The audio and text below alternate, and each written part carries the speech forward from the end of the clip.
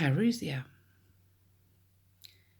Jesus Christ is coming quickly.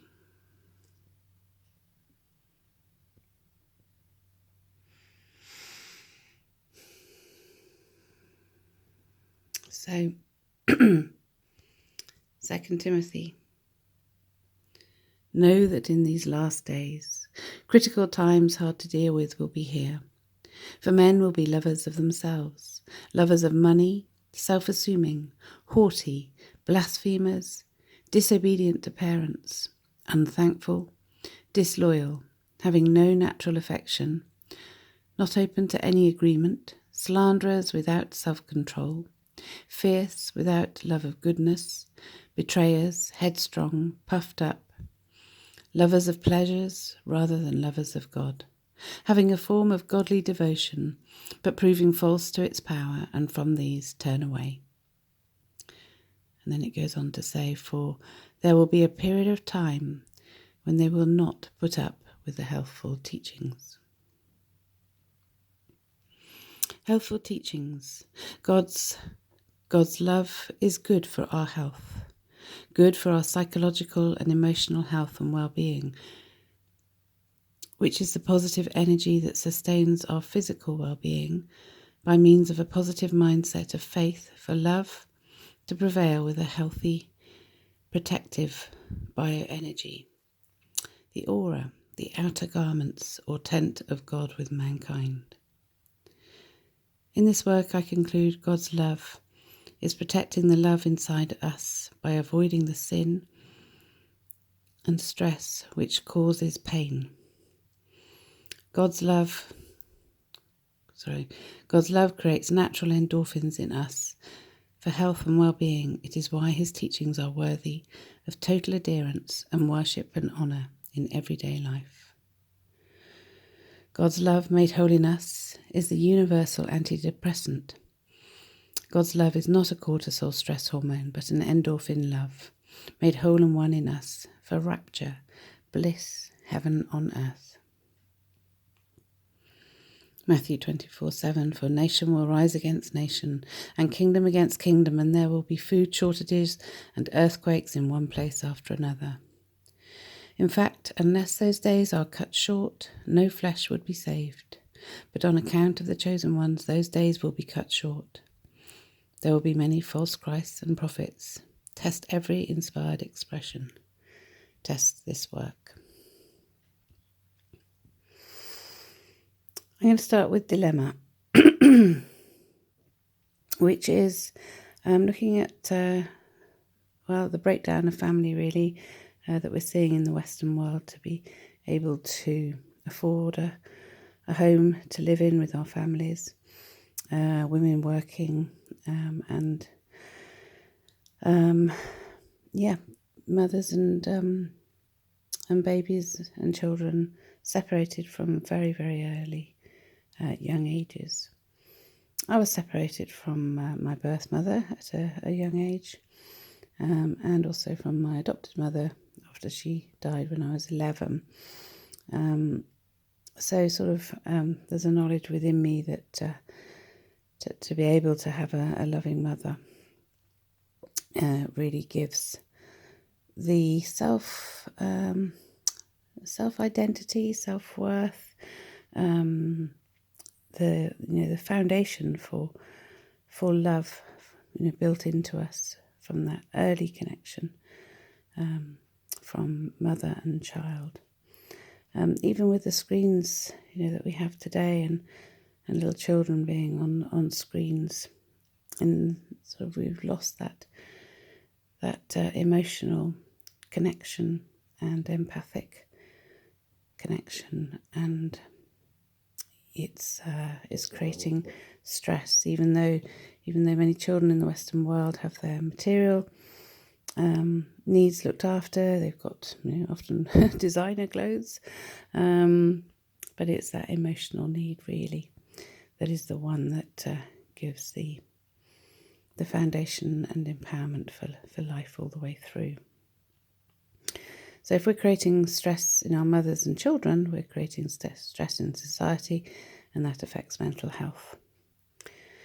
Dilemma. Being woman, a man with a womb, created from his rib? Genetic engineering, or did Adam forget who his mother was? Maybe she died in childbirth. Maybe she was denied because she was a woman. We don't know. We don't hear of her. Perhaps a life sacrificed for a life. Something women do. Sacrifice their lives and needs for others in the greater circle of life that is fast becoming a 666 of selfish indulgence. Respect and elders forgotten. Children lost in screens and farmed out whilst mum sits in office as well as dad, to pay the overpriced mortgage for our right for somewhere to live. Aching, dreaming and wishing she was home with her children, playing with dough, showing them how to make bread whilst making shapes and squidging the dough through a sieve to make spaghetti worms, hair to cut whilst the dough rises. Something for her and her children to experience and laugh and play with while they bake the bread. Instead, now, she shops online and the bread is delivered in a plastic bag with another plastic bag, with other plastic bags.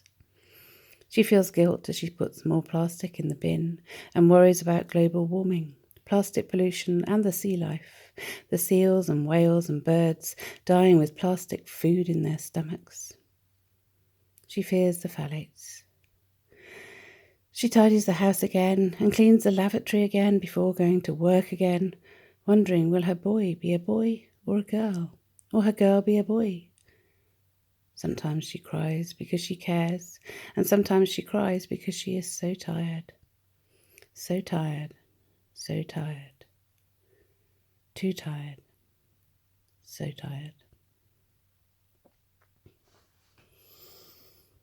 The increase in cancers in mothers and children, just out of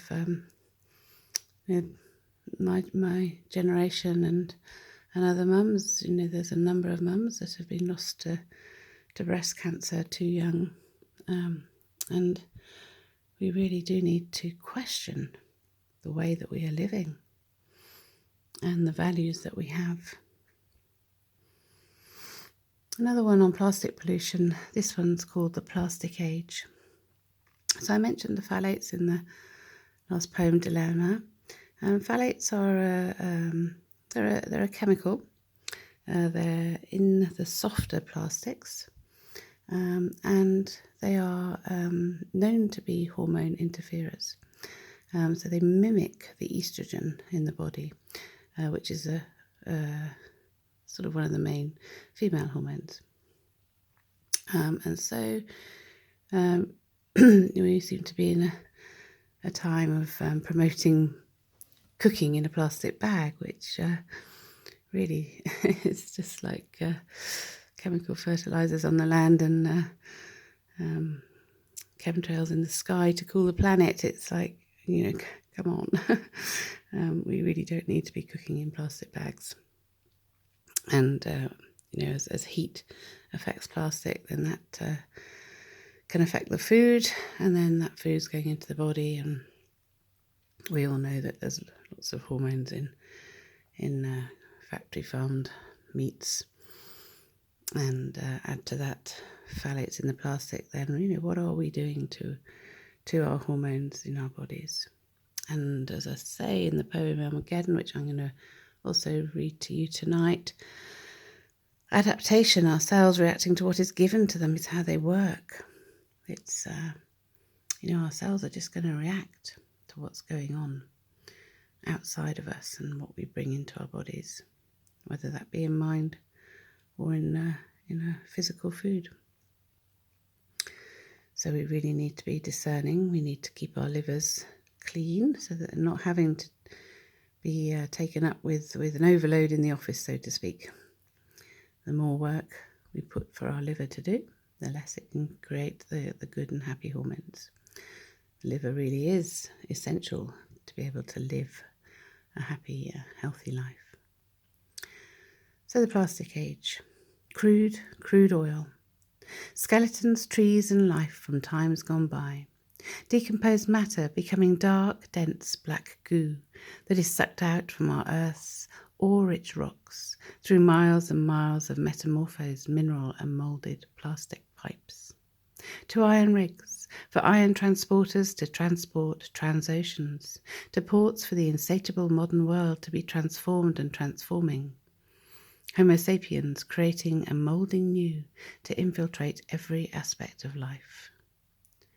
Crude oil, refined into petrol, PVC, fleeces and synthetic furs, the art of mimicry, even our estrogens affecting us. The plastic age almost escapes atrophy and defies aging defiantly. Bags and more bags, containers to contain anything, alive and dead. Once useful, then discarded carelessly, contents consumed ravenously. How can our miraculous planet Earth sustain this abuse? We have the duty to nurture nature, to plant and water seeds for fruition of foods and beauty. We can make Eden if we want to. It is our choice to abandon or nurture, to love and care or use and abuse. Like everything in life, we can make the difference if we choose to. Revelation 11:15, the seventh angel blew his trumpet, and 11:18, God will bring to ruin those ruining the earth. We really have a duty to nurture our planet and our children and our partners. Trees of life. Look, the trees' branches are dancing in the autumn wind, blowing the leaves to the ground. Listen to the crisp, crisp crunch as you scuff your boots through them before the cold, cold rain turns them to mush. Sweep them away and bag them up to keep, for they are the soil of tomorrow. They will decompose into rich, fertile, organic matter, for fertile soil to bring forth new life. Abundance of food and flowers with fruits for growth of health and wealth, homes for birds to nest and sing, bring forth their chicks from eggs to wing. For new life, new beginnings, renewable, sustainable, self-seeding, self-producing, the trees of life need to be rife. Then we can have woods and forests for abundance of life, abundance of air to oxygenate us. Use some of their wood to keep warm by the fire, to soothe and ignite our souls. God bless the trees of life.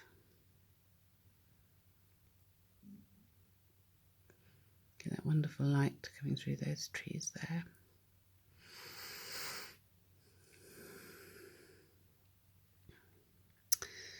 So, time to heed. Do we really want to put money as our God?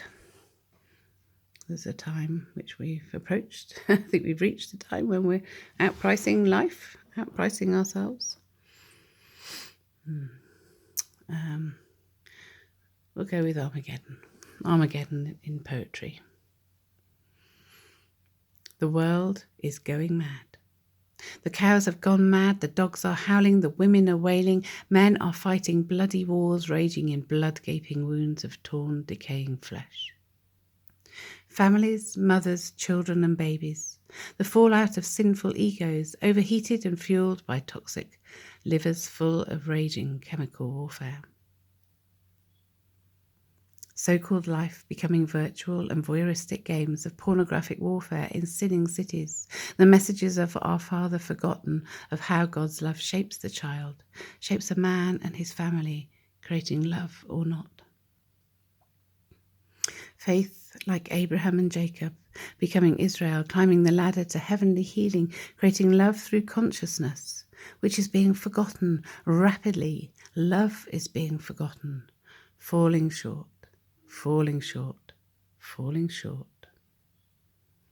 The cows have gone mad, and women's mammaries drying up for sex and sexual perversions of loveless sex, leading nowhere but war and conflict in the soul, in the cells, in our world reflecting us.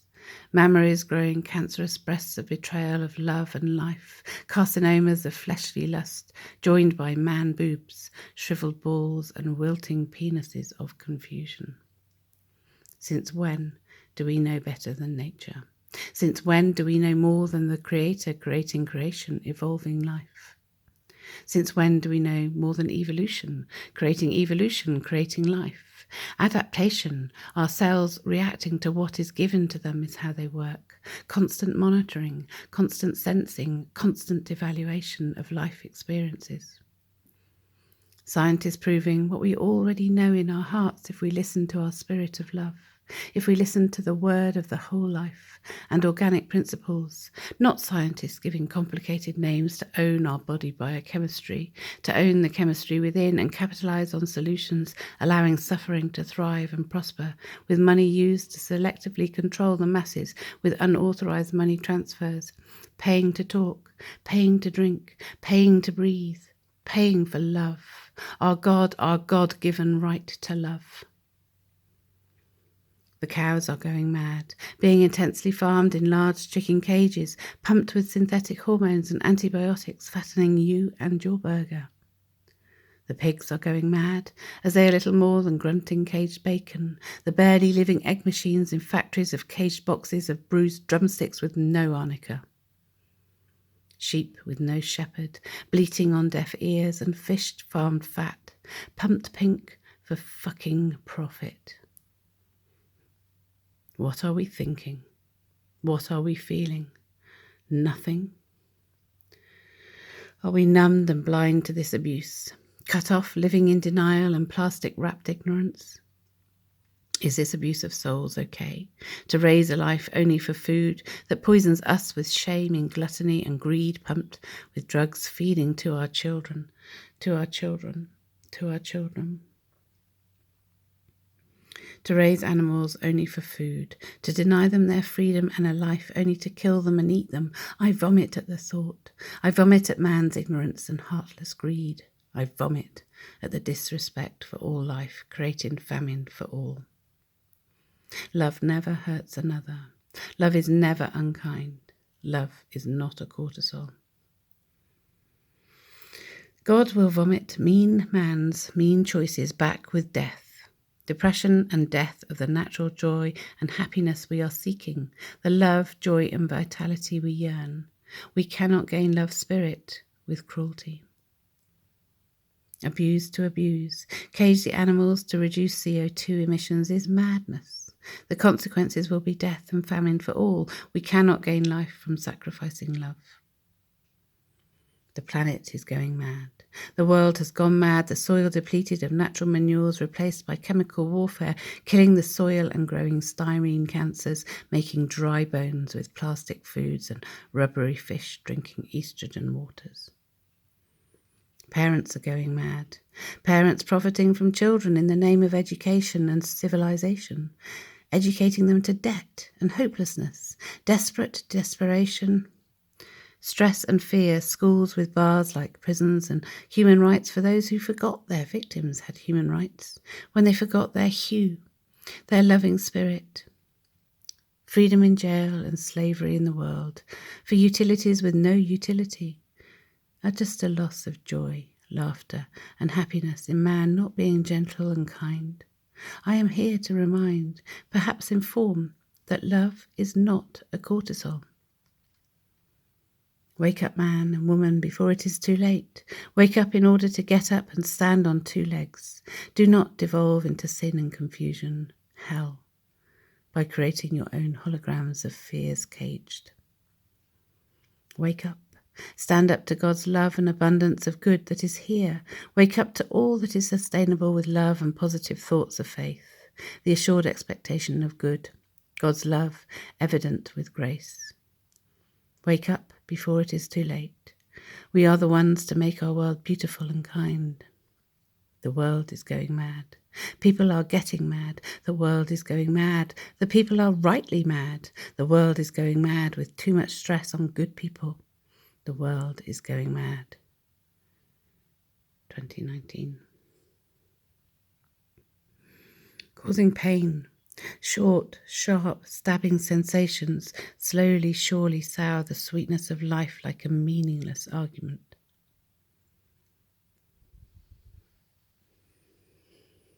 But there is a promise.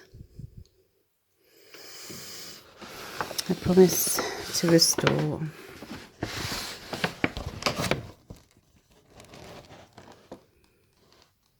And the apocalyptic horsemen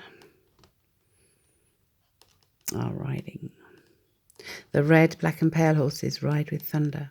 Thunderous clouds of hail and snow, bringing cold wherever they go, reaching to lands far and wide, going to affect many new brides.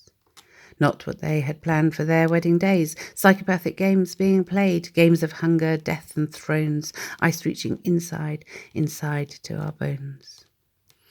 Reaching the marrow, harrowing thoughts, causing divisions of all sorts, dichotomies of mind, tipping the scales away from man being kind. Tipping to fractions of slated grey, slavery to states of being not gay, slavery to hunger, thirst and no day, slavery to making no hay. Slavery riding into the day, galloping our freedoms away, causing our blood to rage like the sea, burning as an ember tree, causing the charcoal to burn somewhere new, making potash a chance to renew. Time to release the pure white horse, jousting with the paler horse, knocking him far off course with a new form of discourse. The red horse cannot fail to stumble, causing all the greed to crumble, causing the black horse to turn his back and turn around and head right back into the darkness, the density. Time to bring out the city of gold that we have been waiting from times of old, galloping white horses bringing the food to avoid those negative moods, making fields of darkness, white like snow, placing footprints, showing which way to go.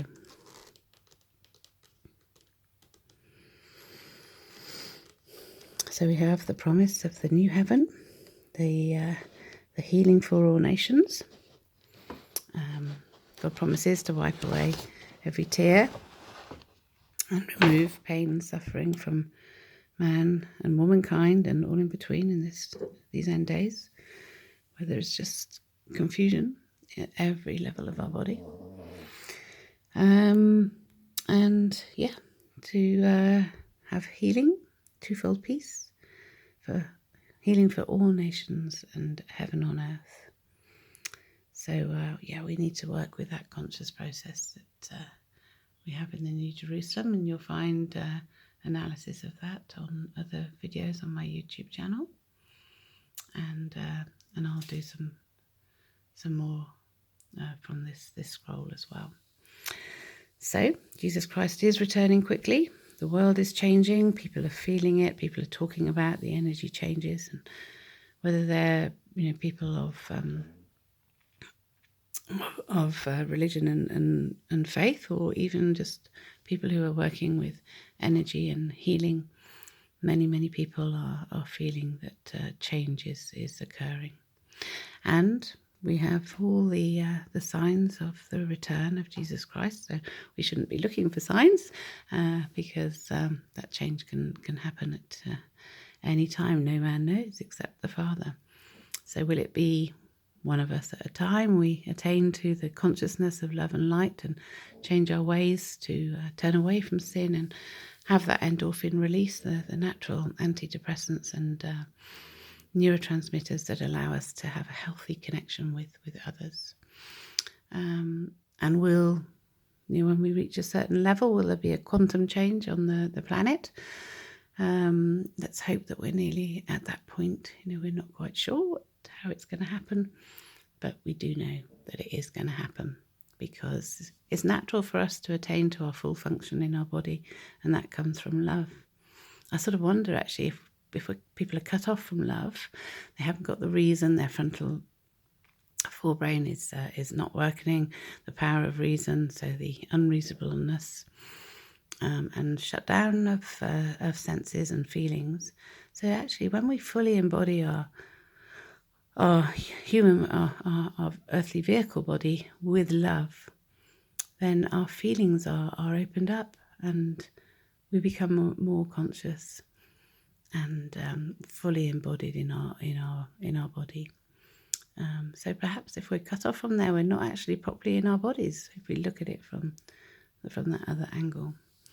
But as a process of evolution of our creation, of our human body, it is designed to give pleasure and live in love. So we mustn't let those stresses, hurts, fears, pains, breakdowns, take that away from us. We must know that we can get back to the love. So lovely technique that very, very simple to use, which you will go to in a normal stress response, where you place your hand on your forehead in a stressful situation, or you're trying to think of something, or two hands across the eyes and forehead. So rather than just having those as a sort of body sign, symbol, or whatever, then if you hold those points and focus on the problem that you're experiencing, then that will, within a few minutes probably, sometimes it can take up to 20 or 25. It's a lovely thing to do at the beginning or end of a day, or when you've got a problem. But just keep the hands across the forehead and allow that blood to come up to the forebrain, and the stresses and fears to subdue, and allow that love processing to occur. And when we can put a situation or a stress into a context and forgive, allow it to go, allow it to pass by, and have compassion for the other person or the self, then the experience will start to change, and the stress be reduced, and the negative traits, the anger or the jealousy or the frustration, but we really do need to conform to God's love in order to make love work in us. And it's far better if we can create our own endorphins, rather than putting them into the body via a tablet. So, Jesus Christ is returning quickly, and this work is discerned from the gemstones cited at Revelation 21, and their healing properties, along with study on Scripture. So please do test it out. It's worked for me in my life, and that's why I share freely with you on here. Jesus Christ is coming quickly. Come to the healing consciousness of New Jerusalem, for heaven on earth, for anandamide, the bliss molecule. Some people call that rapture. I only discovered that word in the last couple of years. But I know there's a lot about it on YouTube. But yeah, heaven on earth. So for those who doubt rapture, rapture is the bliss molecule, and heaven on earth. So yes, it is in the scriptures. Amen. Thanks be to God. See you soon.